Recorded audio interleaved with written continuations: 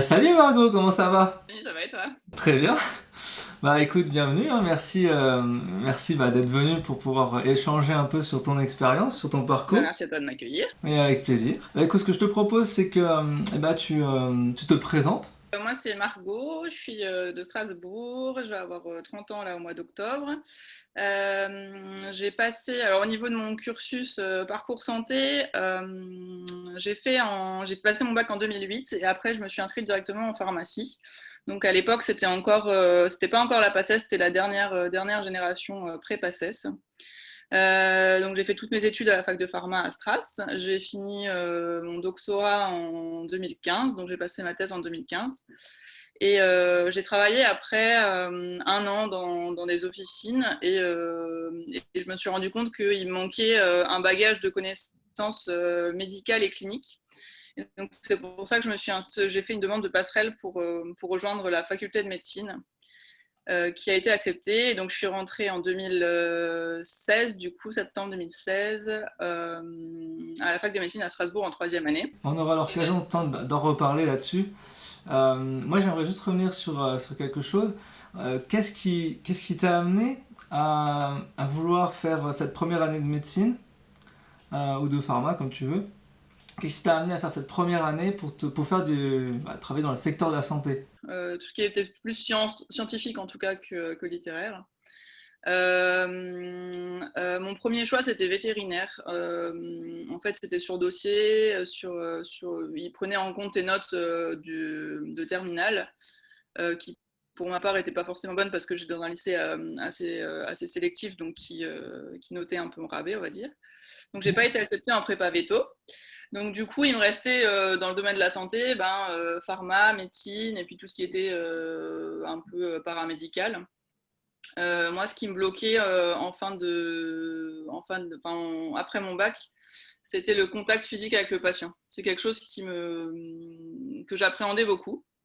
Ok. Et donc, du coup, je me suis directement dirigée par pharma parce que j'avais l'aspect recherche, l'aspect chimie, biophysique que j'aimais beaucoup. Et effectivement, pas de contact avec t'étais derrière, enfin, en étant derrière ton comptoir, tu as quand même une limite physique, on va dire, avec ton patient et tu es quand même impliqué dans sa prise en charge thérapeutique, quoi. Ok. Donc au départ, t'as fait pharma. Ouais. Et pourquoi pharma? Pourquoi pas tout de suite médecine du coup? Médecine, c'était vraiment le côté de toucher le patient qui me gênait. J'avais pas envie en fait d'avoir cet aspect tactile en fait. J'avais besoin d'avoir une distance physique mais pouvoir quand même intégrer la prise en charge. Et en fait, au fur et à mesure des années, tu t'es rendu compte que finalement, ça te manquait. Finalement, ça manque, ouais. Ouais. Donc je vais revenir sur la première année. C'est pour toi la première année par rapport au lycée, comment tu l'as vécu? Alors moi, mes 3 premiers mois de première année, je suis restée un peu dans ma dynamique lycée. D'accord. Autrement dit, un peu glandouille, à profiter un peu de la vie étudiante, des soirées, etc., etc. Et donc j'ai pris énormément de retard dans les cours, ce qui m'a valu du coup ma première année, on va dire. Je pense que c'est clairement là où j'ai perdu du temps et voilà. Et après, quand tu as compris et que tu t'y mets vraiment, là effectivement, c'était du bachotage à fond et plus du tout, là pour le coup, plus du tout ou très très peu de vie à côté, quoi. C'est-à-dire que t'as redoublé toi ta première année? Et ouais, en primante, du coup, comme j'avais mis un peu, on va dire, du temps au démarrage, j'avais fini 129e pour un numérus à 125. Et donc j'ai refait et en doublant, j'étais arrivée 14e. D'accord. Bah, c'est un bon classement du coup pour le deuxième. Et ça c'est important parce que il y a beaucoup d'étudiants qui en fait s'y mettent tard à réviser. Ils prennent pas conscience tout de suite qu'il faut réviser dès le mois de septembre. Et moi, j'avais révisé avant, mais j'ai pas appris une grosse dynamique septembre-octobre. J'ai eu beaucoup de mal à trouver ma méthode de travail. Est-ce que justement après cette première année, t'as trouvé ta propre méthode de travail? Comment tu faisais toi pour réviser tes cours? Alors ça marche pour la première année, mais je pense aussi pour les années d'après. Comment tu faisais toi pour réviser tes cours? C'est effectivement, comme tu dis, il faut s'y mettre tout de suite et il faut démarrer tout de suite en septembre. Et je pense que clairement, le moindre retard est fatal sur ces années-là.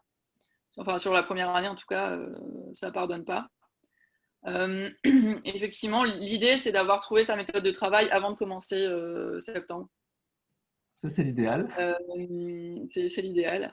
Après, la méthode de travail est très très personne dépendante. C'est-à-dire que je ne pourrais pas donner une méthode universelle qui marche pour tout le monde. Je pense que chacun doit trouver son mode de fonctionnement, chacun se connaît et sait comment il fonctionne.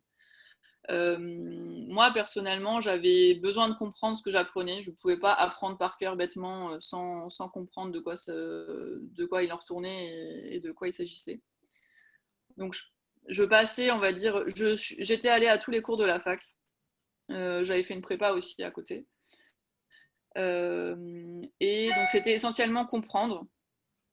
Et ensuite, c'était de l'entraînement. C'était des exercices, des annales, refaire, et vraiment, que s'entraîner sur ce coup-là, quoi. Ok, donc euh, réviser, s'entraîner, exceller. Ça, c'est le but. C'était aller en cours pour comprendre, Ouais. réviser à la maison pour assimiler et s'entraîner comme tu dis, exceller, quoi. Et toi, tu travaillais chez toi ou tu travaillais plutôt à la BU? Chez moi. J'avais commencé au départ à aller à la BU. Je me suis une fois fait piquer mes cours, donc après, ça me donnait plus trop envie d'y aller. Oui, je sais, ouais, je me suis déjà fait voler un ordinateur aussi, donc. Donc, t'es moyen content quand on te pique tout ton premier semestre. Moi, je travaille seule en général. J'ai besoin d'être dans ma bulle, j'ai besoin d'être chez moi tranquille. Et la BU, c'était trop contraignant pour moi. Le bruit, les gens qui bougent, ça me convenait pas parce que j'étais déconcentrée tout le temps. Ouais, moi aussi, j'ai beaucoup de mal avec la BU parce que ça me déconcentre dès qu'il y a quelqu'un qui se met à gauche, à moi, à côté de moi ou qui se lève. Ça y est, on est déconcentré direct. Ça c'est clair. Très bien. Et toi, t'as plutôt quoi comme type de mémoire? Est-ce que tu fonctionnes genre au visuel ou tu réécris? Plus visuelle que auditive. Ok. J'ai besoin d'avoir un visuel en fait. Et écrire m'aide aussi à retenir parce que j'ai le visuel de ce que j'ai écrit en fait. Ok. Est-ce que tu faisais l'erreur, un peu comme moi je l'avais fait aussi, de recopier tous tes cours mot pour mot de ce que disait le prof au propre? En première année, ouais, Ouais. j'avais mon dictaphone Ok. et effectivement, je rentrais à la maison, je réécrivais mot pour mot ce que le prof avait dit au dictat, quoi. Ouais, ça c'est ce que je dis, pour moi c'est une erreur hein, de faire ça parce qu'on n'a pas le temps en fait. Au bout d'un moment, au mois de septembre, on le voit pas au mois de septembre parce que c'est des cours qui arrivent. Mais au mois d'octobre, on est submergé par les cours et c'est foutu quoi. Ah, c'est une perte de temps monumentale. Exactement. Alors, est-ce que tu peux me parler un peu des études en pharma? Comment ça se passe? On va dire juste après ta première année. Comment ça se passe les deuxième, troisième, quatrième année? C'est quoi le cursus? À la fin de la première année, on a un stage de 6 semaines obligatoire en officine. Ouais. Donc, ce qui nous permet de découvrir vraiment le métier officinal parce que finalement, la pharmacie, c'est très vaste. Tu as essentiellement 3 filières. Pour faire simple, la filière officine, donc là où tu bosses, où tu travailles après par la suite dans une officine de ville, ou de campagne d'ailleurs. Tu as la filière industrie, qui là est très très vaste parce que tu peux faire plein de masters différents, tu peux faire de l'assurance qualité, tu peux faire du droit pharmaceutique, tu peux faire de la recherche, enfin c'est vraiment super vaste. Et la troisième filière, c'est l'internat, donc ça c'est pour travailler à l'hôpital, soit en pharmacien hospitalier, soit en laboratoire de biologie médicale. Et comment toi t'as vécu déjà tes toutes premières années, c'est-à-dire la deuxième, la troisième, la quatrième? Est-ce que t'as trouvé que c'était intense en termes de travail par rapport à la toute première année ou ça allait? Ça n'a rien à voir. Ah, ça n'a rien à voir. Ça n'a rien à voir. Après, les cours, t'y allais ou t'y allais pas. Et c'était, enfin, après, on avait énormément de chimie, chimie physique, chimie Ouais. biologique, chimie minérale. De la pharmaco, c'était aussi des gros pavés, Ouais. mais qui finalement, dispersés sur le nombre d'années, j'ai pas l'impression d'avoir croulé sous le boulot. Voilà. Ouais. Et ce qui était intéressant, c'est qu'on avait aussi pas mal de pratiques. On avait des TP de Mm. chimie, de biologie, de zoologie, de mycologie. Ouais, il faut dire effectivement qu'en pharma, on a de la botanique, on a de la mycologie. Est-ce que tu as fait, toi, un stage de recherche? Pas fait de stage de recherche, mais j'avais fait, alors c'était au courant de la 5e année, il me semble on a des stages à l'hôpital. D'accord. Donc là, c'est des stages à mi-temps. Ouais. Et on change tous les 3 mois. Donc c'est 4 stages de 3 mois. Ok. Et là, tu découvres un peu plus le milieu recherche et hôpital. Très bien. Et à quel moment du cursus il faut choisir la filière, soit officine, soit industrie, soit internat? À mon époque, ça se faisait en 4e année. D'accord. Je crois que maintenant, ils choisissent tout de suite plus ou moins des options qui les dirigent vers telle ou telle filière. Ouais, effectivement, il y a des options qu'on peut prendre plus en avance, d'ailleurs en deuxième et en troisième année. Mais on choisit la filière en cinquième, hein. Enfin, on pré-choisit en quatrième et on Ouais, choisit sûr qu'en vraiment. 5e. Voilà. Et est-ce que toi, tu avais tout de suite ton choix qui était défini? Ouais, moi, c'était l'internat. Ouais. C'était l'internat parce que on avait effectivement cette approche plus clinique. En fait, on se rapprochait déjà plus du milieu hospitalier, du milieu médical. Ok, ouais. Et rappelle-moi, c'est à quel moment que tu as fait la passerelle? Après mon doctorat. Donc après ton doctorat. Donc toi, tu as En fait, j'ai fait obtenu. ma 5e année en internat. J'ai passé le concours de l'internat. Voilà, ok. J'ai pas eu, donc j'ai fait ma 6e année en officine. Ok. J'ai validé mon doctorat et Ouais. après ça, j'ai repassé l'internat en candidat libre. Et là, donc là, j'étais bien classée à l'internat Ok. pour éventuellement aller en pharmacie hospitalière.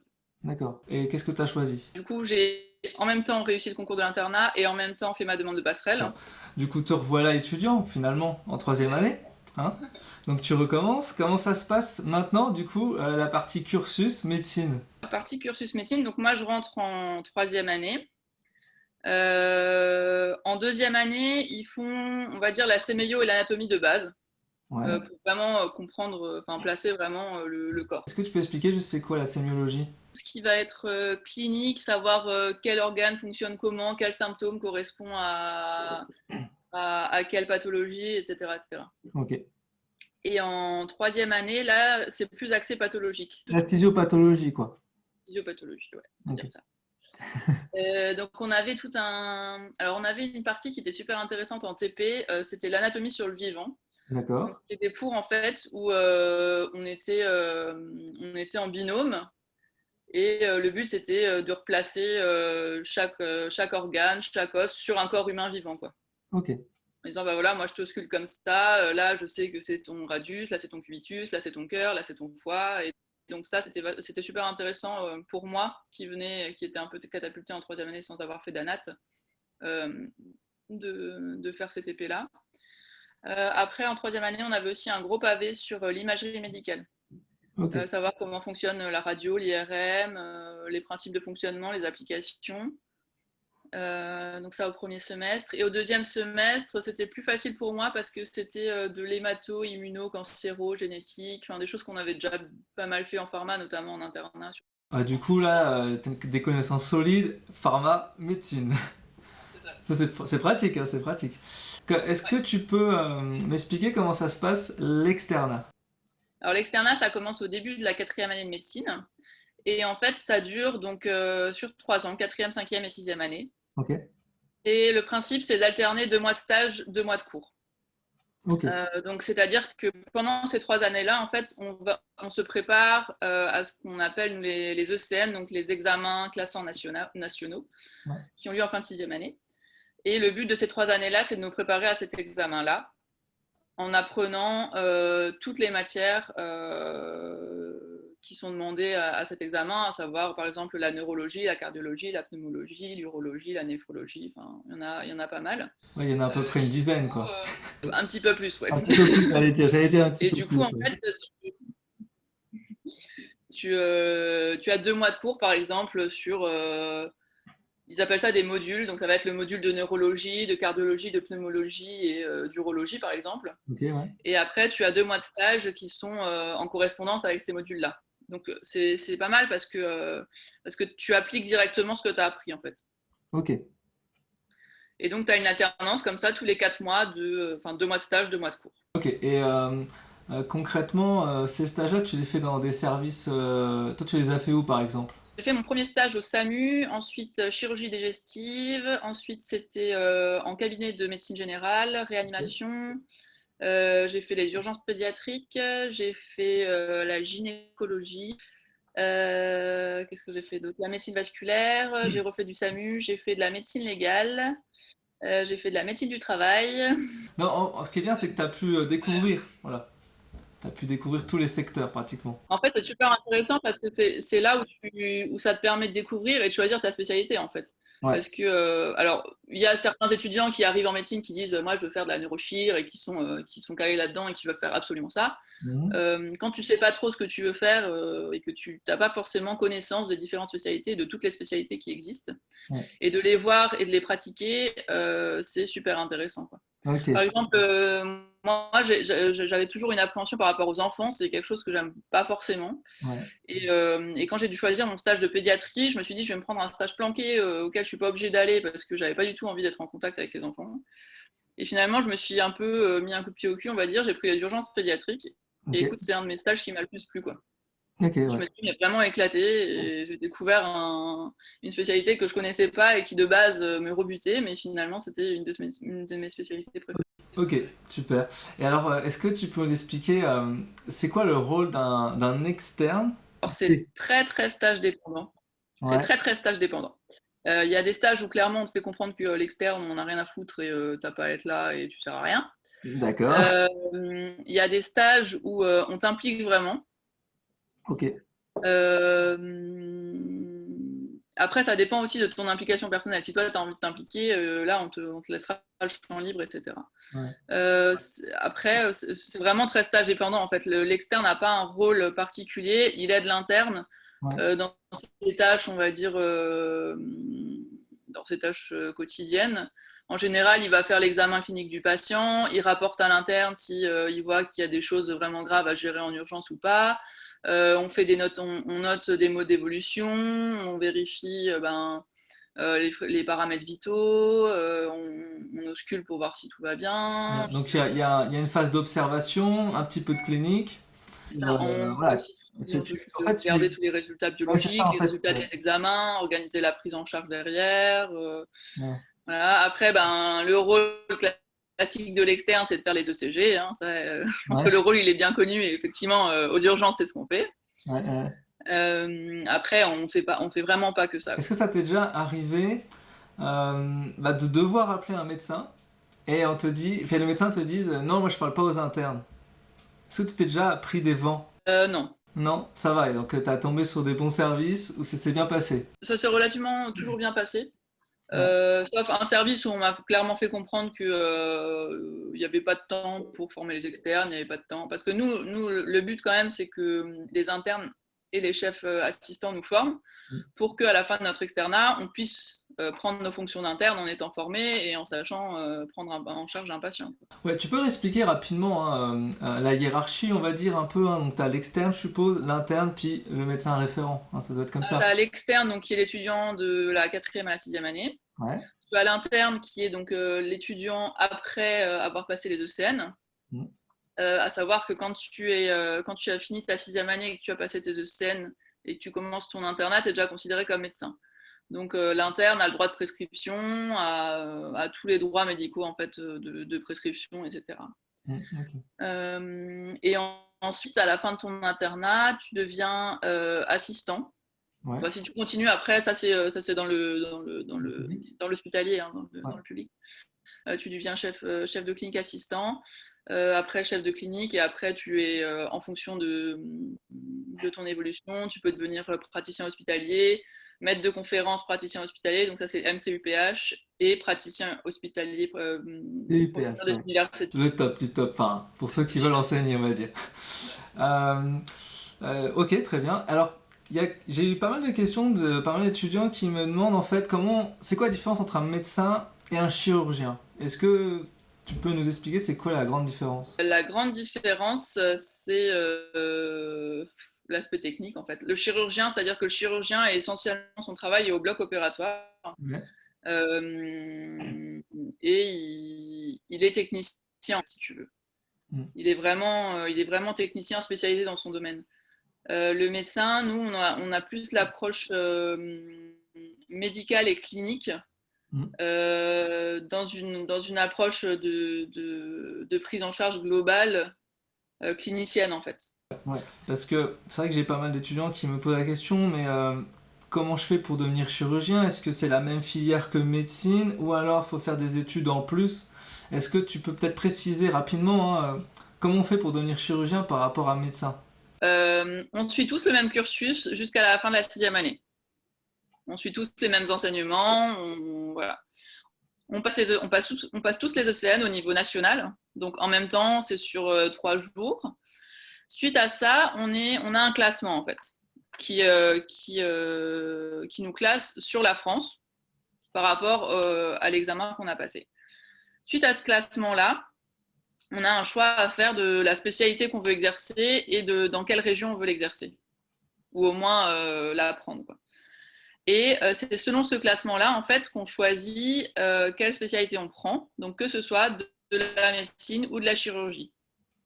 Donc, c'est-à-dire que tu vas être classé, je ne sais pas, 2473, et ben, tu vas choisir de faire de la chirurgie pédiatrique à Paris, par exemple. Mm. Mais même en étant classé la même chose, tu peux très bien choisir de faire de la médecine générale à Marseille. Ok. C'est vraiment comme ça que tu vas choisir en fait si tu fais de la chirurgie ou pas. Donc l'internat de chirurgie est bien différent de l'internat de médecine, c'est-à-dire que là tu vas axer sur des stages de chirurgie. Ouais. Un internat par exemple de médecine générale, ce dans quoi je m'oriente, on fait 6 mois de stage aux urgences, 6 mois de stage chez le praticien donc en cabinet, 6 mois en gynéco, 6 mois en pédiatrie et 6 mois en gériatrie, pour avoir une idée un peu de la patientèle qu'on aura dans notre cabinet. Oui, parce que l'internat pour devenir médecin généraliste, c'est 3 ans. Voilà, c'est le plus court, alors que pour devenir médecin spécialiste, bah, c'est au minimum 4 ans. Hein. Ok. Qui va être par exemple médecine d'urgence, c'est 4 ans, médecine légale par exemple, c'est 5 ans, gériatrie, ça va être 4 ans aussi, ça dépend des spécialités en fait. Ok, très bien. Et toi, tu veux faire médecin généraliste. Ouais. Pourquoi? Pourquoi pas avoir choisi une spécialité? Pour garder une polyvalence, Ok. essentiellement, parce que j'ai pas envie de me spécialiser, de faire par exemple que de la cardio et de me spécialiser là-dedans. Je préfère avoir une approche globale de mon patient, comme je le fais depuis le départ, et pouvoir l'orienter chez les spécialistes si besoin est, mais d'avoir un suivi en fait. Ok. C'est ça qui m'a manqué dans tous les stages que j'ai fait un peu spécialisés, notamment par exemple la médecine d'urgence que j'adore. Mm. Ce qui me manque vraiment, c'est de ne pas avoir de suivi, c'est-à-dire que tu ne sais pas finalement ce que ton patient est devenu, si ta prise en charge était bonne ou pas. Là, en médecine G, tu as quand même un suivi, tu gères ton patient de A à Z. Quoi. Ok. Et l'autre aspect, c'est aussi essentiellement de pouvoir faire ça en libéral Ouais. et de pouvoir exercer ta médecine comme tu veux et comme tu la conçois. Quoi. Ok, super. J'ai reçu beaucoup de questions sur combien gagne un médecin. Est-ce que tu peux juste me dire combien gagne un externe, combien gagne un interne, peut-être éventuellement un médecin généraliste, et si toi, est-ce que tu as pris un job étudiant pendant tes études ou pas? Un externe en 4e année commence à, on va dire, 100 euros. Pour faire simple, hein, 100 euros en 4e année par mois pour un stage à plein temps, 150 euros en 5e année, 200 euros en 6e année. Bah, c'est pas beaucoup quand même. Très compliqué. Ouais, parce que si tu vas à temps plein et que t'es payé que 100, 200 euros, Ouais. tu fais comment si t'as que ça, enfin, si tu dois faire que ça, enfin, pour vivre c'est chaud On quoi. n'était pas payé, quoi. Un étudiant n'est pas payé de base, normalement, quand il fait ses études, un étudiant, mis à part s'il a un petit boulot à gauche à droite, Ouais, ouais, exact. l'étude, Ouais. il n'est pas payé. Donc, les étudiants, finalement, arrivent soit à bosser à côté, soit les parents qui les soutiennent, hein, en général, c'est ça. Ouais. Et toi, dans ton cas, c'était quoi? Ben, pendant mes études de pharma, j'ai toujours eu un boulot à côté. Ok. En 2e année, je travaillais à la SERP, donc c'est un grossiste répartiteur où je faisais préparation de commandes tous les soirs, c'était du 18h, 21h, quelque chose comme ça. Ok. Une fois que j'avais validé ma 2e année, j'ai bossé en officine directement, donc les samedis. Donc c'est ça, c'est important. Je veux dire, moi, j'explique toujours aux étudiants, si vous voulez faire un job étudiant, essayez de faire un truc qui est un peu en rapport avec vos études. Et c'est bien parce que ça t'apprend directement ton métier et en même temps ça te rémunère et c'est tout bénef. Voilà. C'est plus sympa d'exercer un job dans ton domaine. Exactement. Ok, et l'internat, vous êtes payé combien? L'internat, on commence à 1 200 euros, 1200 euros de base, Ok. sans les gardes. Ce qui fait qu'avec les gardes, on peut récupérer un petit peu plus quand même. Ouais, tu peux peut-être récupérer 1400, 1500, quoi. C'est le même principe que pour l'externat, en fait. Chaque année, tu reprends un peu plus, quoi. Ok, chaque année, la rémunération d'interne augmente un petit peu. Donc, en première année, c'est 1300 euros Ok. en brut, hein. En brut. En euh, deuxième année, c'est 1500. Et troisième, quatrième, cinquième année, on arrive à du 2000 à peu près. D'accord, ok. Toujours en brut, quoi. Ok. Et la garde, c'est 130 euros. 130 € de garde. Ouais, Ok. Ça, c'est pour la garde de journée et les gardes de week-end? c'est pareil. C'est presque Garde de tout. nuit, garde de journée. Ok. Voilà. Et, Et pour l'externe, la garde, c'est 50 euros. d'accord, ok. Et après, c'est quoi le salaire d'un médecin? Enfin, juste après, quand tu as fini ton internat, tu restes, imaginons, dans la fonction publique, dans l'hôpital public, c'est quoi comme salaire? En internat, on va dire peut-être 2005-3000. Un, un praticien hospitalier en fin de carrière, de ce que j'en connais, 6005, 7000. J'ai pas mal d'étudiants qui, en fait, pensent que médecin, c'est un métier où on gagne bien sa vie. Qu'est-ce que tu penses de cette réflexion? Ça doit pas être le moteur en fait de pourquoi on veut faire médecine. Exact. Pour lui apporter ses compétences cliniques et voilà. Après, c'est sûr que tu as certaines spécialités qui sont connues pour gagner de l'argent sans faire grand-chose. C'est sûr que tu as des spécialités qui gagnent plus que d'autres, tu as des chirurgiens qui gagnent plus que d'autres. Voilà. Après, si tu veux te spécialiser dans un domaine, c'est souvent tu comptes pas tes heures, quoi. Je veux dire, quand un interne il a 1200 balles pour bosser 60 heures par semaine, t'es pas là pour faire du financier, quoi. Voilà, on est d'accord. C'est ce que je dis, hein, c'est une vocation. C'est ça. Et justement, c'est Parce que intéressant. si on veut gagner de l'argent, il y a plein d'autres métiers. Et voilà, si on veut gagner de l'argent, il y a plein d'autres métiers qui sont mieux payés et où on fait Ouais. autre chose, hein.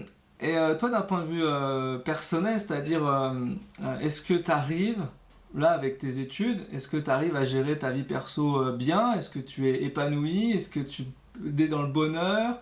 Ou c'est encore compliqué et tu penses qu'il faut encore attendre un petit peu?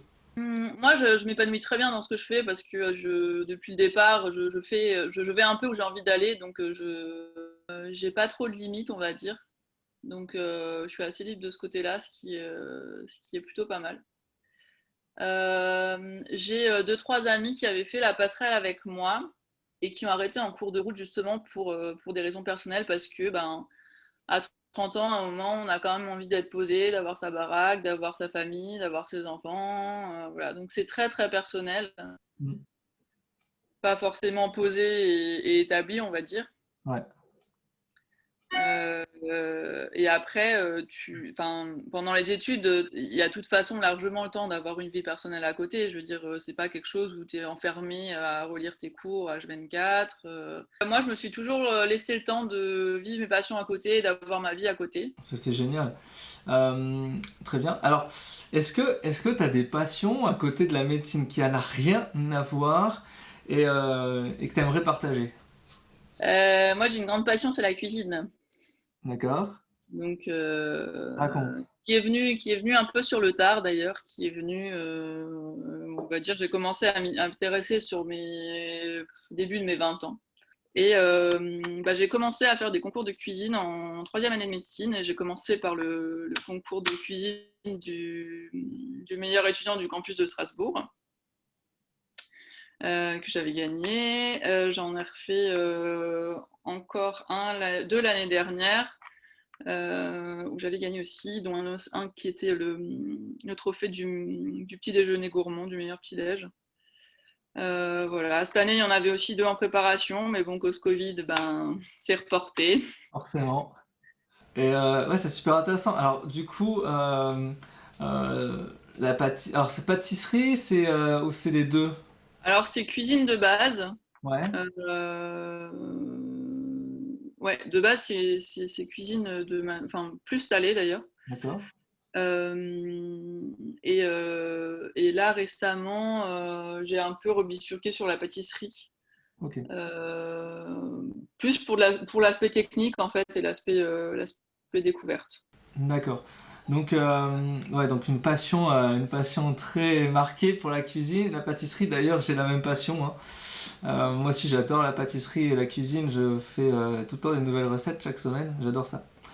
Et du coup, est-ce qu'à un moment donné, tu t'es pas posé la question, j'adore ça. Est-ce que j'en ferais pas un métier ou un truc en plus peut-être? Je me suis posé la question avant de me réinscrire en sixième année. Ok. Et d'ailleurs, j'ai tardé à faire mon inscription en sixième année. Je l'ai faite que fin octobre. Parce que j'étais vraiment dans l'hésitation de savoir ce que j'allais faire. Et finalement, la médecine est quand même tellement géniale que je préfère garder la cuisine en passion et ça le deviendra peut-être par la suite. Mais le cursus en médecine est tellement intéressant et les possibilités qu'il y a derrière sont juste géniales. Et ma dernière année cette année était un peu compliquée avec l'histoire du Covid, mais c'était super intéressant à vivre et je regrette vraiment pas de l'avoir vécu de ce côté-là et pas du côté restaurateur, tu vois. J'imagine, ouais. Non, mais ça, c'est intéressant parce que, voilà, moi aussi, j'ai déjà fait quelques concours pendant mes années d'études, et en fait, on peut faire vraiment autre chose que pharma ou que médecine. On peut faire autre chose, et voilà. Donc, pour tous ceux qui vont regarder cette vidéo, justement, on pouvait faire plein de concours, plein de trucs super intéressants, rien à voir avec ce que vous faites. Mais c'est ça, il faut s'ouvrir en fait, c'est l'ouverture d'esprit. Et en fait, dans mon projet là, que je vais faire là pour mon internat, c'est de effectivement faire mon internat en médecine générale. Et il faut savoir en fait qu'à côté, on peut faire énormément de DU, des diplômes universitaires, voire interuniversitaires. Et il y a encore la possibilité de faire des capacités. Et donc moi, dans l'idée, c'est de faire une capacité de médecine légale pour pouvoir à la fois avoir un diplôme de médecine générale et ouvrir mon cabinet par la suite si j'en ai envie, et avoir la capacité de médecine légale pour pouvoir bosser en tant que médecin légiste en fonction des opportunités qu'il y aura sur le moment. Ok, super, c'est super intéressant, hein. Comme quoi on peut évoluer même en médecine générale, on peut faire donc des DU, hein. On peut faire des DU dans tout, hein, et il faut savoir qu'on peut faire des DU dans plein de domaines. Il y en a qui sont spécialisés dans la nutrition, hein, ou la micronutrition, il y a des DU dans la phytothérapie, il y a plein de choses. Et c'est vrai que ça c'est super intéressant. En fait j'aimerais juste savoir si tu pouvais nous partager en fait un événement marquant dans l'externat ou dans ton internat qui va arriver par rapport à des patients que tu as pu voir. Est-ce que par exemple tu as été confronté à la mort ou est-ce que tu as été à un moment donné perturbé par la partie médecine? Alors, la première fois où j'étais perturbée, c'est quand je suis arrivée en troisième année. En troisième année, tu as aussi des stages en fait qu'ils appellent stage de checklist, où ils t'apprennent à faire vraiment une checklist de ton patient. Euh, donc son état neuro, son état cutané, etc., etc., sur vraiment tous les points vraiment sous forme de checklist, quoi. C'était super intéressant. Donc moi j'arrive de pharma, je n'y connais rien du tout. Je viens avec mon stéthoscope, le chef de clinique qui me dit bon, vous allez faire l'examen du patient chambre 222. Moi je suis avec mon stéto comme ça, je dis ça marche comment, ça sert à quoi? Donc là au début tu te dis mais où je suis? Et donc finalement tu apprends sur le tas et la première fois que tu mets un stéto dans tes oreilles et ta membrane sur un cœur et que tu entends un cœur, c'est juste magnifique. Ouais, ouais, je sais, moi j'avais fait un service, j'ai été en hépatogastro, Ouais. donc moi j'ai travaillé à l'hôpital de Mercy, et le médecin, il me dit, bah voilà, va faire aussi l'examen clinique de ce patient-là. Et le stéthoscope, bah, je sais pas mon truc hein, en général. Hein. Donc ce que j'avais fait un petit peu avant, je m'étais un peu préparé, j'avais pris un stéthoscope que j'avais récupéré et je m'étais un peu entraîné chez moi avec mes proches pour tester un peu les cœurs et les battements.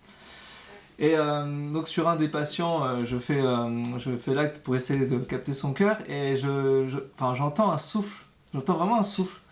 Et le médecin, je lui dis, bah, il a un souffle au cœur. Et elle me dit, oui, il a un souffle au cœur, bien joué. Voilà. Bon, par contre, je savais pas quel type de souffle, mais au moins j'avais trouvé ça, j'étais content, quoi. Et voilà. Pour dire, voilà, c'est vraiment en apprenant, en testant et en apprenant des choses. Et après, mon premier stage, c'était au SAMU. Donc SAMU, bah, tu te retrouves dans des situations très très singulières, très particulières, dont certaines qui sont assez dures à vivre sur le coup. Enfin, pas sur le coup, parce que sur le coup, tu es tellement dans ton adrénaline, dans ta prise en charge que tu n'y penses pas forcément. Et c'est après, une fois que tu rentres d'intervention, où tu dis ouais, là, c'était quand même particulier. Et on a souvent besoin d'en débriefer au retour d'intervention, tu vois. Mm. De savoir comment chacun l'a vécu, si c'était pas trop traumatisant. Voilà. Une autre chose qui pour moi m'a perturbée, c'était aux urgences pédiatriques du coup, tout ce qui était maltraitance. Il y a énormément, beaucoup plus qu'on ne pense, d'enfants qui sont maltraités, d'enfants qui subissent des violences sexuelles de la part de la famille, même d'amis. Enfin, c'est quelque chose dont j'avais pas conscience, mais qui est assez impressionnant. Et une troisième chose qui m'a beaucoup plu, moi, c'est la médecine légale. Donc les autopsies. Franchement, ceux qui ont la possibilité de faire un stage, après, faut aimer, hein, faut pas avoir peur de la mort, faut pas avoir peur des corps, voilà. Mais c'est juste génial parce qu'en fait, quand tu découpes un corps, c'est là où tu vois exactement quel organe et où, comment. Tu dissèques un cœur, tu vois directement tes valves, tes piliers, tes cordages, ton cœur.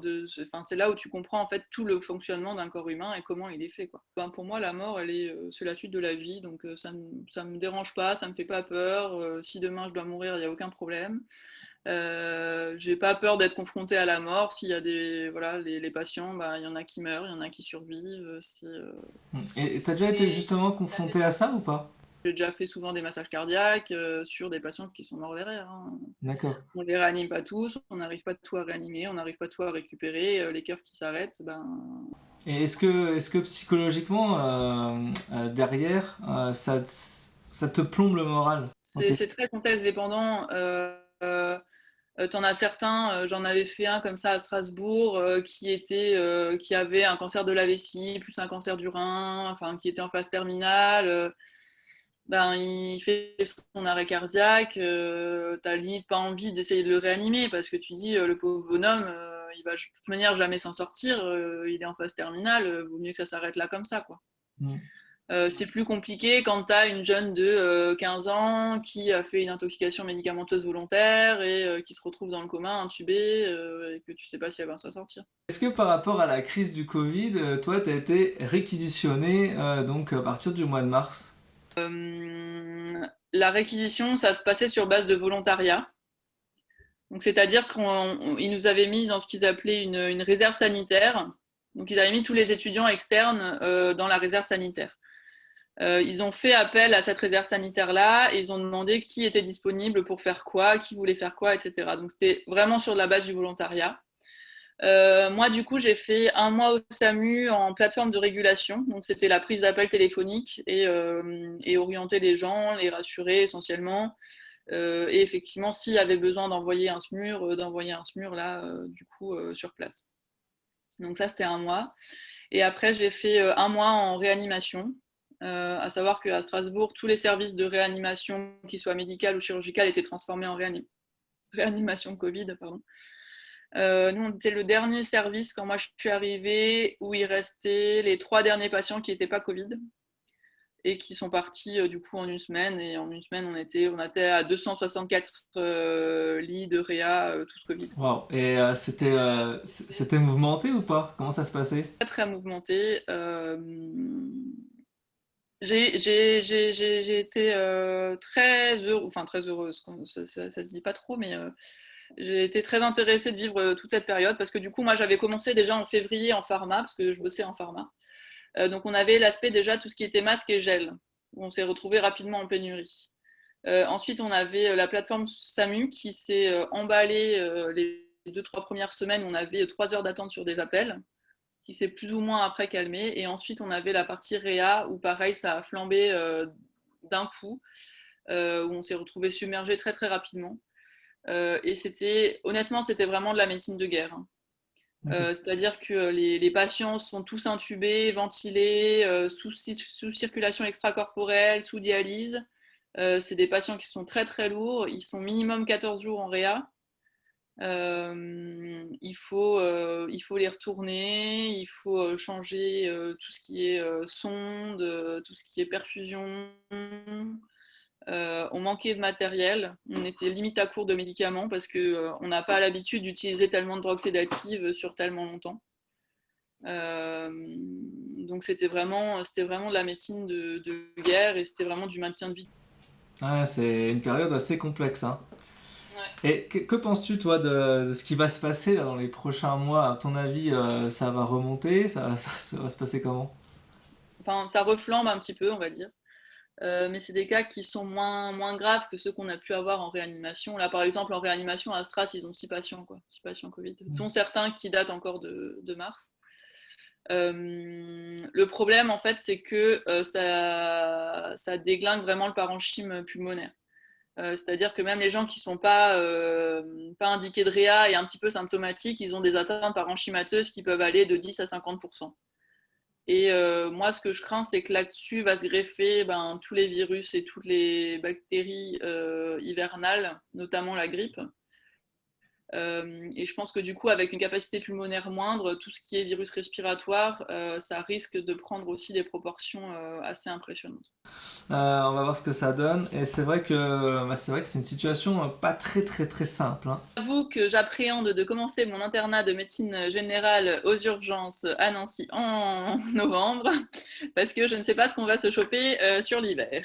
Ah oui, oui. Alors c'est fort probable que bon, la grippe elle va arriver, hein. Déjà en temps normal, les urgences sont saturées en hiver par tout ce qui est grippe. Bah voilà Si déjà. en plus on a du Covid en plus, voilà. Bah, ça va pas aider les choses, quoi. Ça va être un début d'internat sur les chapeaux de roue. Faut se préparer psychologiquement, voilà. C'est super important.